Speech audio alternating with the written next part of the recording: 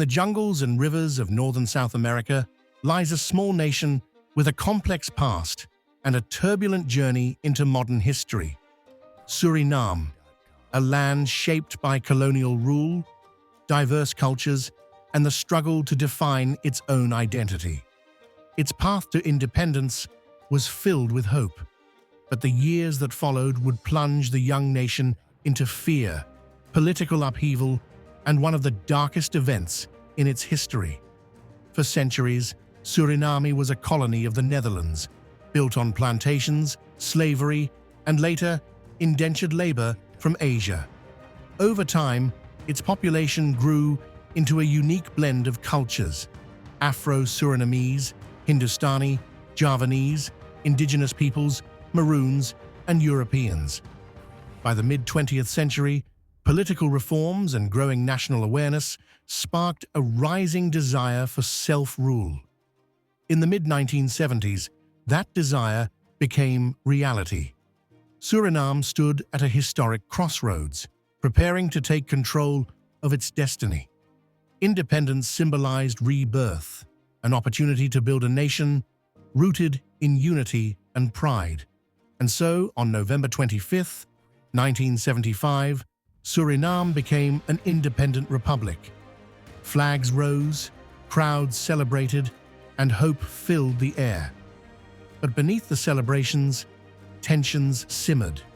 Politics were fractured along ethnic lines, accusations of corruption spread, and the fragile economy struggled. Thousands emigrated to the Netherlands, uncertain about life in the new nation. The dream of independence was real, but so was its vulnerability. By the late 1970s, unrest deepened.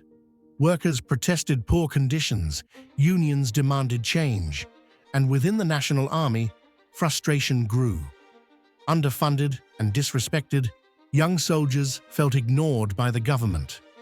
Among them was a determined sergeant named Dési Bouterse. What began as a labor dispute transformed into something far more explosive. On February 25, 1980, Bouterse and 15 other sergeants launched a sudden coup. The government collapsed quickly, and many civilians, disillusioned with politics, initially welcomed the takeover.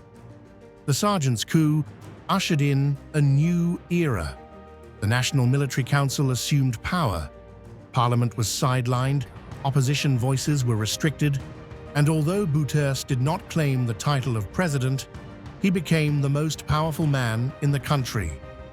The military government promised democracy, but reality shifted toward authoritarian rule. Between 1980 and 1982, Suriname changed rapidly. Newspapers faced censorship, critics were intimidated, and strikes were violently crushed.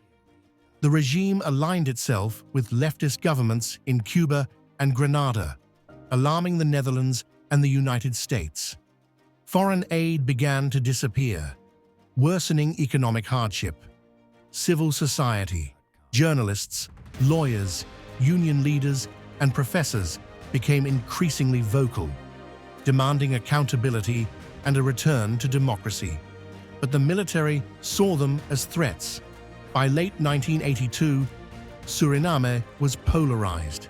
Strikes intensified, newspapers condemned the regime, and opposition networks grew. Inside the military leadership, fear and paranoia spread. They believed a counter-coup was coming. Rumors circulated that the Netherlands supported dissidents.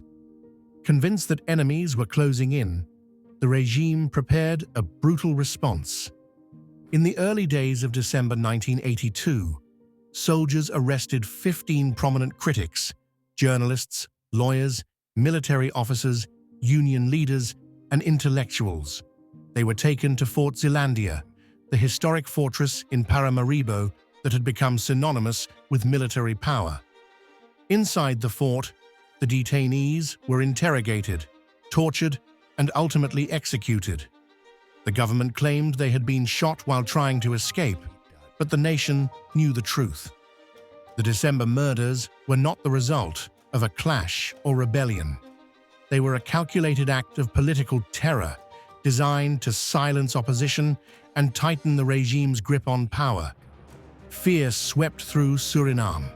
People whispered behind closed doors, avoided political conversations, and lived under the shadow of Fort Zeelandia. International condemnation was swift. The Netherlands froze development aid. Human rights organizations denounced the killings. Suriname, once hopeful and newly independent, now stood isolated. The December murders marked a turning point. They shattered the optimism of 1975 and cast a long shadow over the country's future. For decades, the struggle for justice continued, and the wounds left by the military regime shaped Suriname's political landscape. Independence had been achieved, but the struggle to define the nation's identity, democracy, and destiny